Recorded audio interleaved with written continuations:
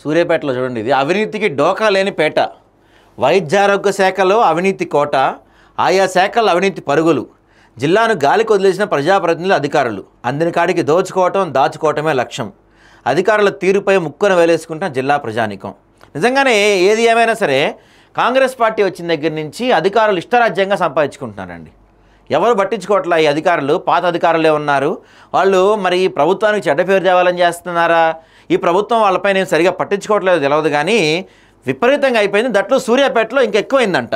ఏ శాఖలో చూసినా.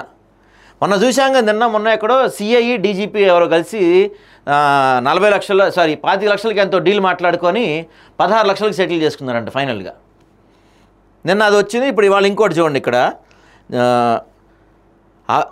అదేంటి, జిల్లా పోలీస్ శాఖల అవినీతి ఫిర్యాదులు 25 ఫిర్యాదులు, డజన్ల పైగా సెటిల్మెంట్తో కలకల్లాడుతున్నాయి.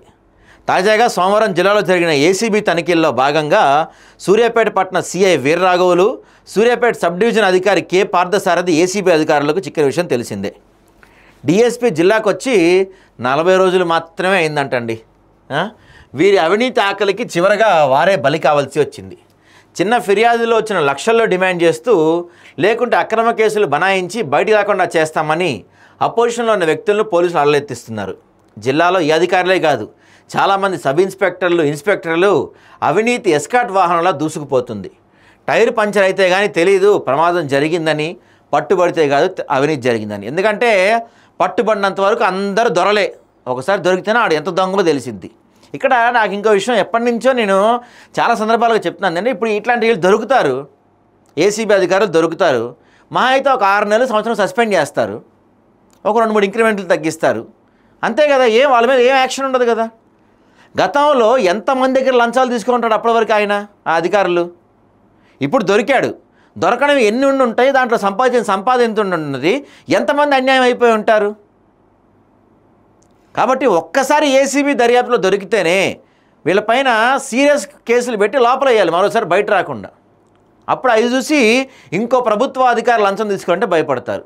సినిమాల్లోనే ఇప్పుడు మనం లంచం గురించి వచ్చిన సినిమా ఏంటి, భారతీయుడు. అప్పట్లో సూపర్ డూపర్ హిట్. తర్వాత వచ్చిన భారతీయుడు 2 డిజాస్టర్ అయింది. ఎందుకంటే జనాలకు లంచం అలవాటు అయిపోయింది. ఒకప్పుడు లంచం అంటే పెద్ద టాపిక్, ఇప్పుడు జనం ఫిక్స్ అయిపోయారు. పోలీస్ స్టేషన్కి వెళ్తున్నా, ఎంఆర్ఓ ఆఫీస్కి వెళ్తున్నా, ప్రభుత్వ శాఖలో ఏ పని మీదకి వెళ్తున్నా యాక్చువల్గా జనం సార్ ఈ పని చేయాలంటే ఫీజు ఎంత ఎంతని అడగట్లా, లంచం ఎంతని అడుగుతున్నారు డైరెక్ట్గా. అంత కామన్ అయిపోయింది లంచం. ఈ అధికారులు ఇంకా పోలీసు వాళ్ళు వీళ్ళైతే అసలు చిన్న చిన్న వాటికి కూడా ఎంత మరి ఏంటి, ఎంత ఇస్తావు ఏంటి, మళ్ళీ ఫ్రెండ్లీ పోలీసింగ్ అని కబుర్లు చెప్తారు. దాని ప్రతి దానికి లంచం లేనిదే ఏ పని జరగదు, డౌట్ లేదు దీంట్లో. పోనీ అది పోలీస్ దాంట్లో కదా. వైద్య ఆరోగ్య శాఖలో ఏం జరుగుతుందంటే, పట్టణంలోని శరత్ కార్డియాక్ కేర్లో ఒక టెక్నీషియన్ కార్డియాలజిస్ట్గా చలామణి అవుతూ తెలంగాణ మెడికల్ కౌన్సిల్ బృంద సభ్యులు జిల్లా వైద్య శాఖ అధికారి కోటాచలంకి ఫిర్యాదు చేయడంతో ఏప్రిల్ 17వ తేదీన వైద్య ఆరోగ్య జిల్లా అధికారులు, కౌన్సిల్ సభ్యులు, ఐఎంఏ డాక్టర్స్ కలిసి శరత్ కార్డియాక్ కేర్ను సీజ్ చేశారు. తెలంగాణ రాష్ట్ర మెడికల్ కౌన్సిల్ బృందం సభ్యులు మే 24వ తేదీన పట్టణంలోని Apple scanning centre, Srikrishna hospital, Sai Ganesh hospital, Sri Surya హాస్పిటల్ను జిల్లా వైద్య ఆరోగ్య శాఖ అధికారులు, కౌన్సిల్ సభ్యులు వేర్వేరుగా తనిఖీలు నిర్వహించారు. అనంతరం టీజీ మెడికల్ కౌన్సిల్ సభ్యులు అదే రోజు సాయంత్రం జిల్లా కలెక్టర్కి, జిల్లా వైద్య ఆరోగ్య శాఖ అధికారికి సూర్యాపేట జిల్లాలోని ప్రైవేట్ హాస్పిటల్లో జరుగుతున్న పరిణామాలపై ఫిర్యాదు చేశారు. ఫిర్యాదు చేస్తే మరి ఏం జరిగిద్ది? ఏమీ జరగదు. ఇప్పుడు మొన్న ఎవరో అక్కడ వీడియో కాల్ చేసి ట్రీట్మెంట్ చేశారని ఒకళ్ళు చచ్చిపోయారు, దాని లైసెన్స్ రద్దు చేస్తారు. తర్వాత ఇక్కడ ఎవరో ఒకసారి సూర్యాపేటలోని హాస్పిటల్లో సరిగా ట్రీట్మెంట్ చేయకపోతే ఎవరు చనిపోయారు, జ్వరం అని వెళ్తే చంపేశారు. మరి ఏమైంది, తెల్లారి నుంచి హాస్పిటల్ ఏమైనా సీజ్ చేస్తారా అంటే మహా అయితే వారం సీజ్ చేస్తారు, 10 రోజులు సీజ్ చేస్తారు, మళ్ళీ మామూలే. అక్కడ కూడా మళ్ళీ లంచం ఇచ్చేస్తారు, మళ్ళీ మామూలే.